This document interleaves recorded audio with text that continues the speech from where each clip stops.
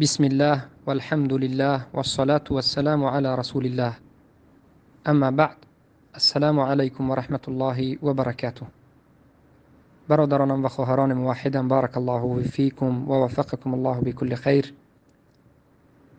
بنده از سبب مریضی امروز نتوانستم با همراهی شما در پخش مستقیم باشم و نتوانستم در این گروه ها درس ها را گذارم.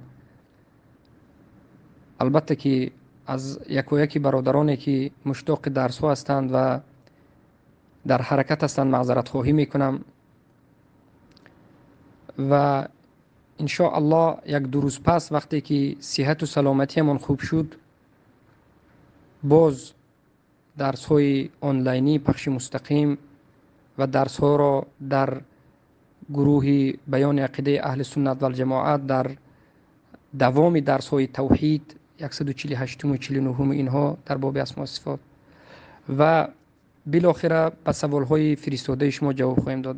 به نهایت سوال ها زیاد است، در خود تلگرام زیاد است، 3000 سابشنی است. بسیاری ها از من شاید خفه شده باشند، از من آزرده شده باشند از سبب سوال های اونها را جواب ندادن. البته هر روز من 200-300 سوال یک سابشنی ها را میکشایم، میبینم، جواب میدهم. هر روز به 10-20 نفر با تلفن سوال و جواب میکنم، زیادتر اگر نباشد. بحث و مناظره ها، فهماندهی ها می شود. برادرها شاهد هستند، خواهرها شاهد هستند. بالاخره شما ما را هم فهمید، یعنی به قدر استطاعت خود در همین راه هستیم. الله ثابت قدم بکند از ریا، از نفاق. الله سبحانه و تعالی نجات بدهد و حسن خاتمه را به ما نصیب بکند. از همین خاطر میخوام که بعضی ها فکر هم حتی کردند و بعضی ها خفه هم شدند که ابو محمد مدنی یعنی رساله های ما را، نوشته های ما را نمی بیند، نمی شاید نمی خواند، یا فکر هم شاید کنند که یعنی خود نظر نگیری و غیره. قسم به الله، به هر یک نوشته هایی که به ما می نوشید ما خوشحال هستیم. ما کوشش میکنیم که حرکت بکنیم، لیکن بدونید که ما طالب علم هستیم. ما هر روز باید کتاب مطالعه بکنیم، کتاب ترجمه بکنیم. غیر از این عبادت هست، غیر از این نشستن است، خستن است، خورفتن است، خوردن است و غیر از این. بعد از این سوال و جواب است. بعد از این که درس ها داریم، بعد از درس ها بعد سوال و جواب است.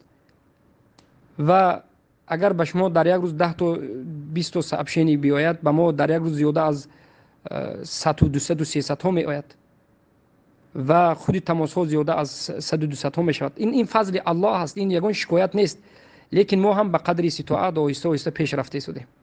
از همین جهت بیایید هم دیگر رو خوب درک بکنیم و ان شاء الله 2-3 روز پس وقتی که سلامتیمون با خوبتر شد، باذن الله باز درس رو ادامه میدیم در گروه عقیده، در گروه سوال جواب و در گروه سیره رسول الله، در گروه فقه. برنامه رو همش رو کشیدیم، ان شاء الله ادامه خواهیم داد. این همش فضل الله است، با توفیق الله است. از الله طلب میکنیم که ما رو خدمت کننده دینش و ثابت قدم در همین حق بگرداند، از ریا و سمعه و از بارک الله فیکم ردی و کفر و نفاق به الله پناه میبریم و حسن خاتمه را از الله میطلبیم.